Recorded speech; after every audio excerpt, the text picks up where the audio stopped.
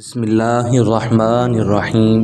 آج کی ویڈیو میں آپ کو سورہ بقرہ کے نام کی وجہ بتاؤں گا کہ سورہ بقرہ کا نام بقرہ کیوں رکھا گیا اور وہ واقعہ بھی سناؤں گا جس کی وجہ سے سورہ بقرہ کو سورہ بقرہ کہتے ہیں۔ یہ بہت ہی اہم اور نہایت ہی شاندار قرآنی واقعہ ہے اور اسی واقعہ کی وجہ سے قرآن مجید کی اس سورت کا نام سورہ بقرہ یعنی گائے والی سورت رکھا گیا۔ اس کا واقعہ یہ ہے کہ بنی اسرائیل میں ایک بہت ہی نیک اور صالح بزرگ تھے اور ان کا ایک ہی بچہ تھا جو نابالغ تھا اور ان کے پاس فقط ایک گائے کی بچھیا تھی۔ ان بزرگ نے اپنی وفات کے قریب اس بچھیا کو جنگل میں لے کر ایک جھاڑی کے پاس یہ کہہ کر چھوڑ دیا کہ یا اللہ عز و جل، میں اس بچیا کو اس وقت تک تیری امانت میں دیتا ہوں کہ میرا بچہ بالغ ہو جائے۔ اس کے بعد ان بزرگ کی وفات ہو گئی اور بچیا چند دنوں میں بڑی ہو کر درمیانی عمر کی ہو گئی اور بچہ جوان ہو کر اپنی ماں کا بہت ہی فرما بردار اور انتہائی نیکوکار ہوا۔ اس نے اپنی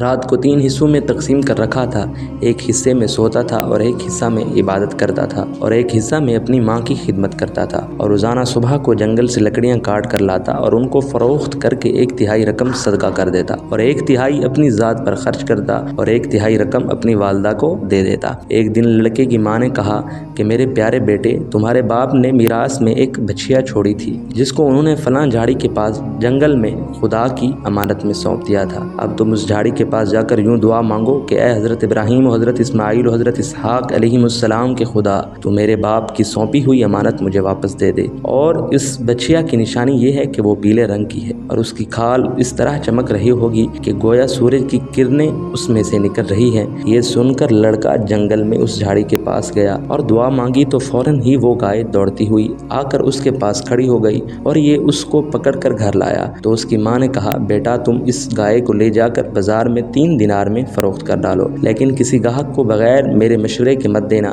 ان دنوں بازار میں گائے کی قیمت 3 دینار ہی تھی۔ بازار میں ایک گاہک آیا جو در حقیقت فرشتہ تھا۔ اس نے کہا، میں گائے کی قیمت 3 دینار سے زیادہ دوں گا مگر تم ماں سے مشورہ کیے بغیر گائے میرے ہاتھ فروخت کر ڈالو۔ لڑکے نے کہا کہ تم خواہ کتنی بھی زیادہ قیمت دو مگر میں اپنی ماں سے مشورہ کیے بغیر ہرگز اس گائے کو نہیں بیچوں گا۔ لڑکے نے ماں سے سارا ماجرا بیان کیا تو ماں نے کہا کہ یہ گاہک شاید کوئی فرشتہ ہو، تو اے بیٹا تم اس سے مشورہ کرو کہ ہم اس گائے کو ابھی فروخت کریں یا نہ کریں۔ چنانچہ اس لڑکے نے بازار میں جا کر جب اس گاہک سے مشورہ کیا تو اس نے کہا کہ ابھی تم اس گائے کو فروخت نہ کرو، آئندہ اس گائے کو حضرت موسیٰ علیہ السلام کے لوگ خریدیں گے تو تم اس گائے کے چمڑے میں سونا بھر کر اس کی قیمت طلب کرنا، تو وہ لوگ اتنی ہی قیمت دے کر خریدیں گے۔ چنانچہ چند ہی دنوں کے بعد بنی اسرائیل کے ایک بہت مالدار آدمی کو جس کا نام عامیل تھا، اس کے چچا کے دونوں لڑکوں نے اس کو قتل کر دیا اور اس کی لاش کو ایک ویرانے میں ڈال دیا۔ صبح کو قاتل کی تلاش شروع ہوئی